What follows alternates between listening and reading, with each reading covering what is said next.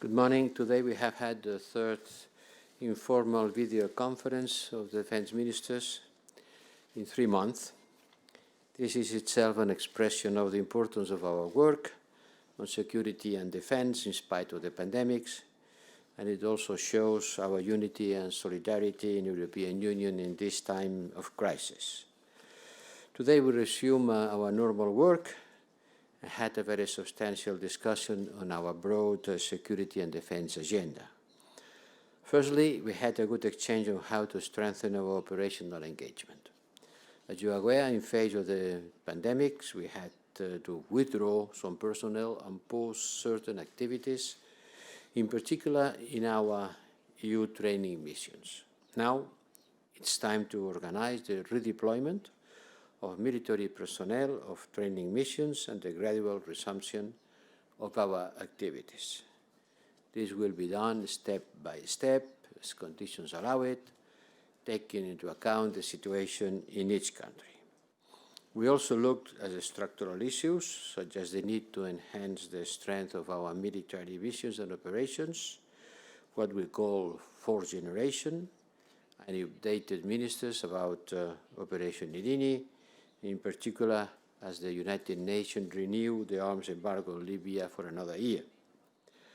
Operation Irini has hailed ships since it was launched on more than 130 occasions, 100 in relation with the arms embargo, 29 in relation with the oil embargo. The operation collects information involving actors on both sides of this conflict and is already delivering result. It can be, for sure, it can be doing more and better, but it's already delivering what it was set up for. During the Today Council, I called member states to provide all necessary assets and intelligence in order to strengthen the operation. Let's see where we will be in a few weeks. We also discussed the importance of setting up an effective European peace facility before the end of the year. The EU is already engaged in training military forces through our common security and defense policy and supporting partners through the African Peace Facility, and this new instrument would enable us not only to continue doing and better, but also to get used to the next line. We could not only train, but also potentially equip our partners in a more effective manner. Secondly, ministers discussed how to take forward our defense cooperation initiative. Probably the most important is the permanent structured cooperation. We have 47 ongoing PESCO projects.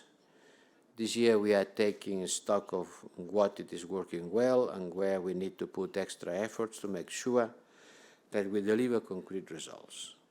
This is what the PESCO strategic review is about. We had also with us Commissioner Breton, also updated the ministers on the result of the first call to proposals under the European Defence Industrial Development Programme. Just yesterday the Commission announced the selection of 16 pan-European defense industrial projects for a total of 200 million euros. Now, 9 of these projects are PESCO projects. That's a clear demonstration of the coherence among EU defense initiative. And finally, we agreed to launch the development of a strategic compass to translate our level of ambition on security and defense agreed in 2016 into more concrete policy orientation.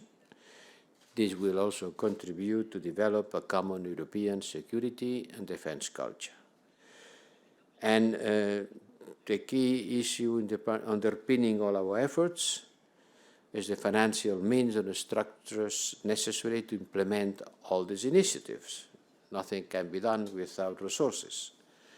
And the ongoing negotiations of the multi-annual financial framework are crucial for the success of our defense initiative, the European Defence Fund, the military mobility, and as well as I mentioned, the off-budget European Peace Facility. We need these instruments adequately funded not only for the credibility of our common action, but also because they can also contribute to the overall economic recovery.